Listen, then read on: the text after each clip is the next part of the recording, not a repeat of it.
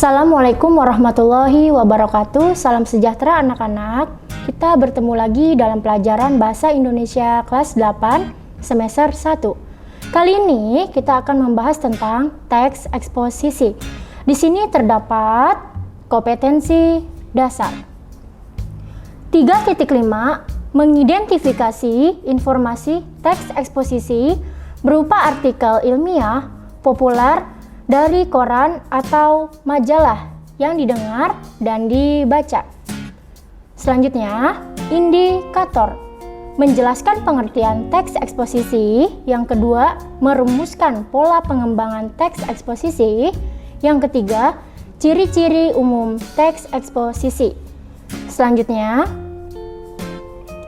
kalau kalian ingin mengenal lebih dekat dengan teks eksposisi, sesungguhnya dalam percakapan sehari-hari, di situ terdapat teks eksposisi dan dengan mudah kalian mendapatkan ketika menyampaikan uraian di dalamnya ada pendapat pribadi untuk meyakinkan orang lain. Nah, sekarang kamu tidak lagi asing bukan mengenai teks eksposisi?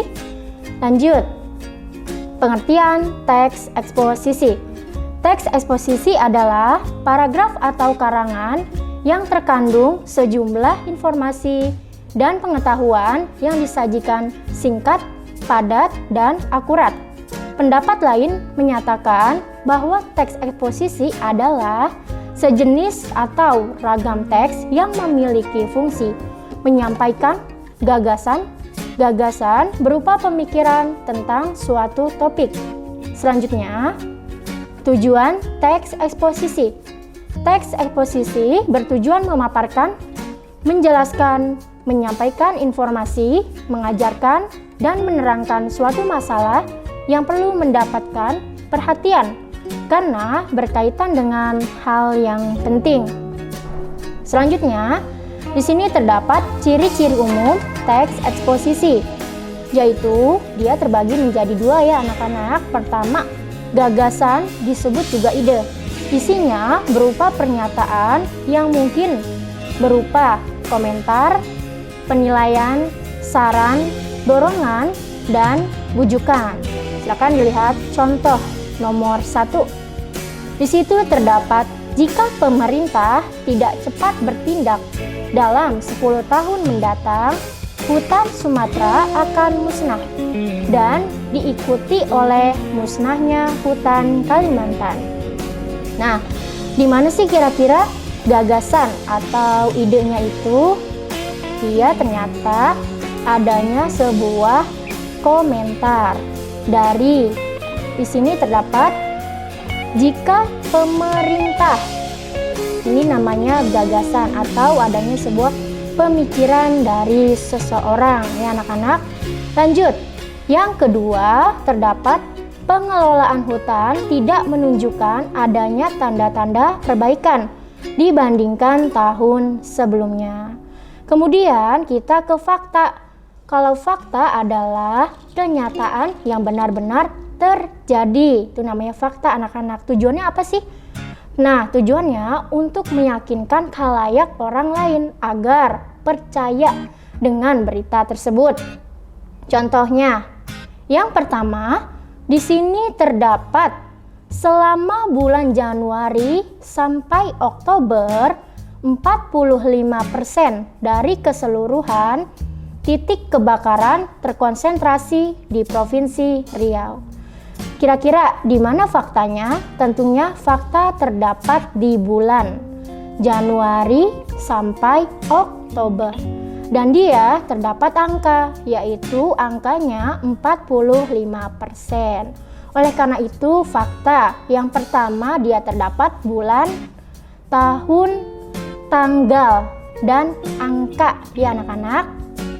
Dan terakhir dia terdapat menurut para ahli. Selanjutnya yang kedua, kemudian pada bulan Oktober terjadi kenaikan jumlah titik kebakaran yang cukup signifikan di Provinsi Riau, Sumatera Barat, dan Jambi. Kira-kira di mana faktanya? Tentunya fakta terdapat di bulan Oktober karena dia benar-benar terjadi. Selanjutnya, di sini terdapat pola pengembangan dan jenis paragraf teks eksposisi. Yang pertama, adanya pola paragraf umum ke khusus. Itu namanya deduktif.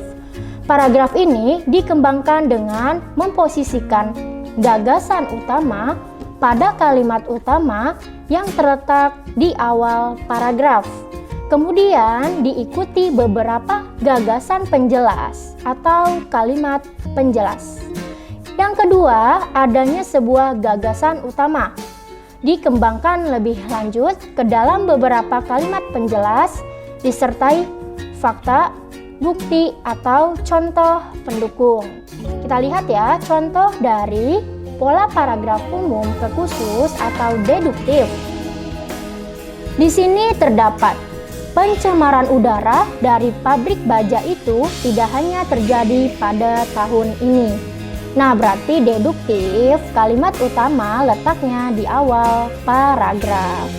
Kemudian, sejak beberapa tahun yang lalu pencemaran itu sudah meresahkan warga. Nah, ini dia sudah masuk kalimat penjelas.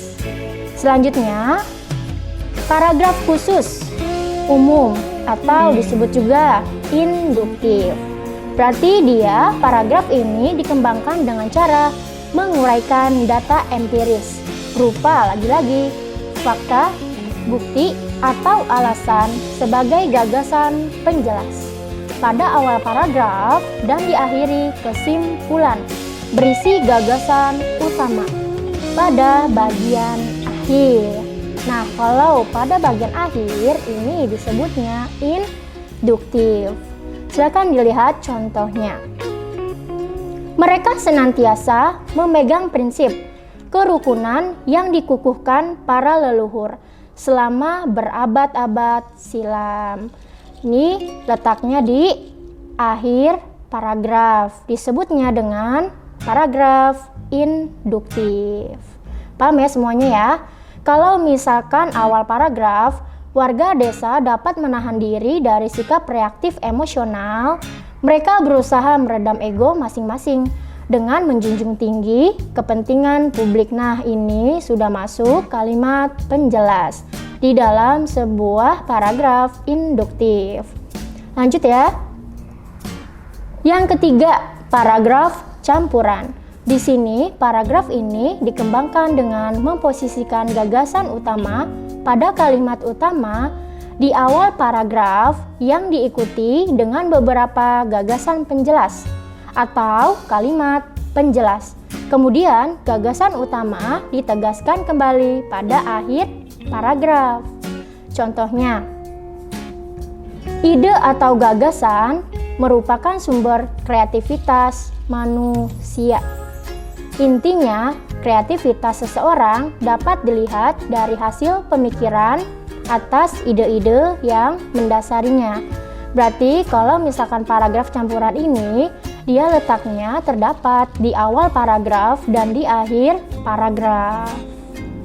Selanjutnya, dalam paragraf campuran, rumusan kalimat pada awal dan akhir tidak sama, tetapi memiliki kesamaan gagasan. Jadi, dalam paragraf campuran, kalimat pada akhir paragraf merupakan penegasan, bukan pengulangan. Sekian pembelajaran mengenai teks eksposisi. Semoga anak-anak memahaminya ya dan dipelajari mengenai eksposisi ini. Dari saya, Bu Elin, Assalamualaikum warahmatullahi wabarakatuh.